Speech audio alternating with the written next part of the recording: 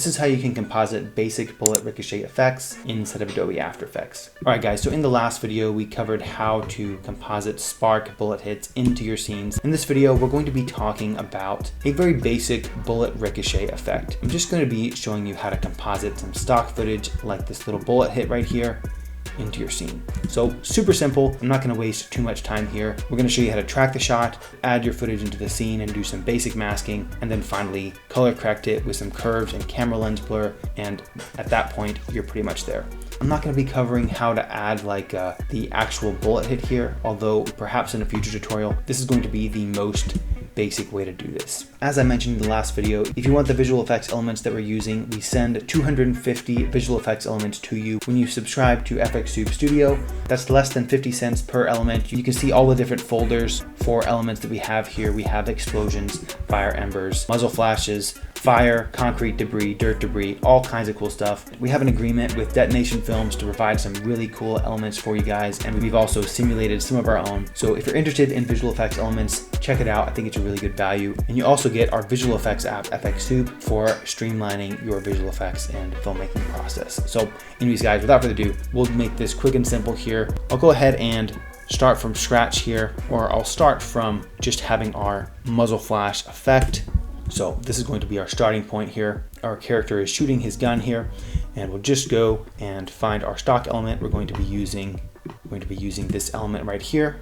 So we'll just drag this into our scene on top of our footage, add this on top of everything. So the first thing we're going to do, just like we did for our spark bullet hit tutorial, is just get the timing right for our scene. So right when he ducks is when we want the bullet hit to happen. So maybe right around here is when we want, and then I'll just reposition this so it's kind of ricocheting off the top here. I'll kind of use your imagination a bit. Things have to make a little logical sense based on your scene. So we'll just place this right here, and I'm gonna have a little overlap since we're gonna do some basic masking, but let's just check the timing real quick. So he shoots. Okay, that's pretty good. Let's go ahead and track our shot really quick. So we're looking for a point of contrast that we can track. We'll just use this little black mark right here. So I'll go to our live action shot and go to the tracker here on the right side of frame. I'll click on track motion. We will drag our marker to our black point of contrast here, and we'll keep this nice and tight here. All right, so this should be pretty good. I'll go ahead and track forward real quick. Make sure our tracking point is sticking on our point here. It's looking good. All right, and then we will track backwards, do the same thing here. All right, so we've tracked this point here. Now I will go ahead and add a null. Oh, we shouldn't have this null object here. This is our old null object. I'll delete that. We'll go to layer, new, null object, and we'll just call this bullet hit track, okay? And now we'll go back to our footage, go back to that track, go to edit target, and we'll make the layer bullet hit track, okay, and we'll just apply just the position in this case to that null object, apply to X and Y, okay.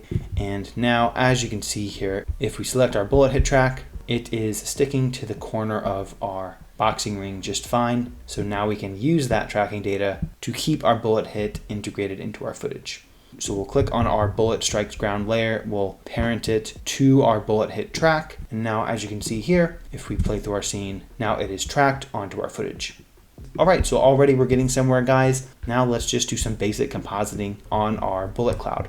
The first thing let's do is do some basic masking here. So rather than putting our bullet hit out here, I'm just gonna put it a little bit overlapped, and then I'm going to go to our mask tool, and I'm just going to subtract this part of our bullet hit. So we'll go to our mask settings, and I'll change this to subtract. And now we can just kind of integrate this into our scene a bit. Let's still go ahead and just feather this a bit. We can make kind of like an irregular mask, so it's kind of almost like zigzagged if you like. And sometimes this helps to blend stuff in a bit. You can also just like use some weird matte data and stuff. All right, that looks pretty good. All right, so this might look kind of weird right now, but I think the main thing causing it to look weird is just because it's so bright and it's also super sharp. So one thing we can do about the sharpness is just add a little bit of motion blur with our motion blur checkbox here. Since our bullet cloud is tracked to our footage, it's moving around according to that track.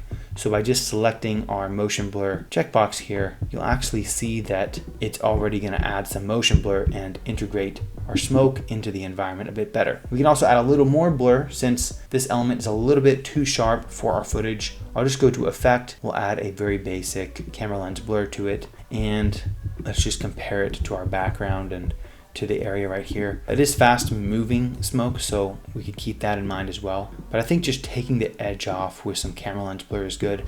I might just do a blur radius of maybe something like 2. Very subtle, but definitely maybe 3 is good.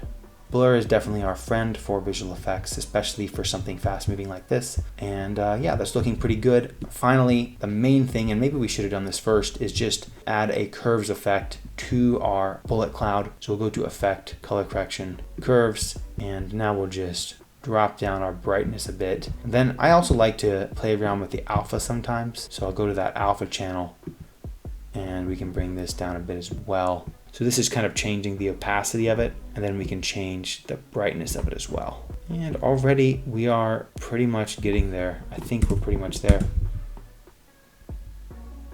Looks pretty good. One thing to keep in mind for compositing this specific element into the scene is that our character is being backlit. You can see from the edge on him and the shadow that there's a light up here off camera right, backlighting the scene, and it's kind of a warmer tone. And the reason that's important is because smoke shows up more when it's backlit. So this actually makes sense for the smoke to be lit up a bit. And one thing we could do is just add a little bit of warmth to it since our light is pretty warm. So we can go to Effect, and I'll just add a very basic photo filter, and we'll just do a little warming filter.